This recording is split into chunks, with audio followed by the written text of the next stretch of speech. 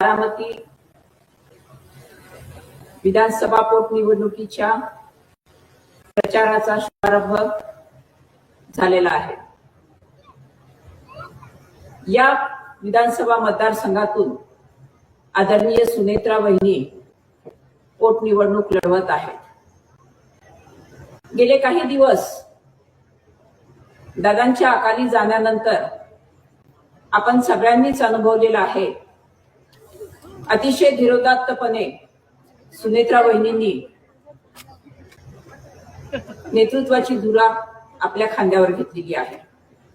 ज्या बारामतीचा विकासाचं स्वप्न दादांनी पाहिलेलं होतं, नुसतं स्वप्न पाहिलं नाही तर ते प्रत्यक्षात उतरवलंही होतं।